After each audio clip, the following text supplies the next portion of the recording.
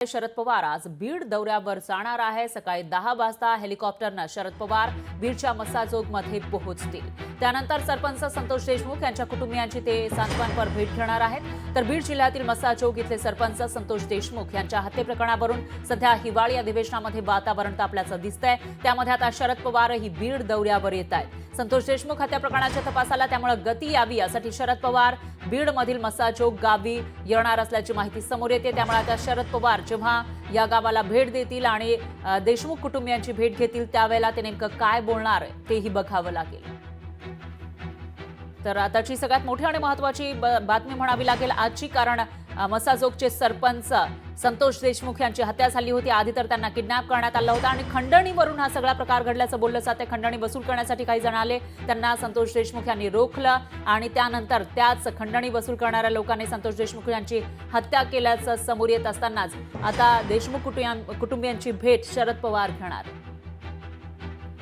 आणि याविषयी अधिक माहितीसाठी आपले प्रतिनिधी विकास माने हे आपल्यासोबत फोन लाईनवर जोडले गेले आहेत। विकास, काय सांगाल, जे सरपंच संतोष देशमुख यांच्या हत्येनंतर संपूर्ण महाराष्ट्र एक प्रकारे हादरलेला आहे असं म्हणता येईल, निषेध केला जातोय, कारवाई करण्याची मागणी होत असताना शरद पवारांचा हा जो दौरा आहे मस्साजोगचा तो नेमका कसा असेल? निश्चित फरा, आपण शरद पवारांचा जो दौरा आहे तो महत्त्वाचा मानला जातो आहे। सरपंच संतोष देशमुख हत्या प्रकरणामध्ये सध्या सर्वत्र पडसाद पाहायला मिळतात आणि याचाच एक भाग आणि याच पार्श्वभूमीवरती आज शरद पवार जे आहेत ते बीड जिल्ह्यामध्ये दौरा करत आहेत आणि याच दौऱ्यादरम्यान आज शरद पवार साधारण 10:30 वाजता मस्साजोग गावामध्ये दाखल होतील। त्यानंतर देशमुख कुटुंबियांचं ती भेट घेणार आहेत, त्यानंतर ते सांत्वन करतील। या दरम्यान जर पाहिलं तर काही ठिकाणी ते भेट देखील देणार आहेत। त्याबरोबरच जर पाहिलं तर शरद पवारांची ही भेट झाल्यानंतर त्यांचा पुढचा परभणीचा दौरा असणार आहे। परंतु जर पाहिलं तर संतोष देशमुख या हत्या प्रकरणामध्ये सध्या महाराष्ट्रामध्ये खळबळ उडाल्याचं पाहायला मिळतं। सर्वाधिक परिणाम जो आहे तो अधिवेशनात प्रामुख्यानं पाहायला मिळाला।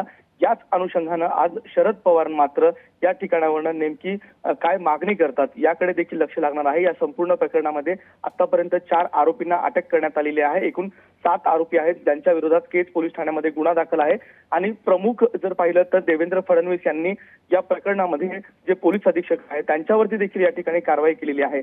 मात्र शरद पवार आता नेमकी काय मागणी करतायत हे पाहणं महत्त्वाचं असणार आहे। निश्चितच विकास, धन्यवाद तुम्ही दिलेल्या या सविस्तर माहितीसाठी। या दौऱ्याचे अपडेट आपण घेत राहूयात।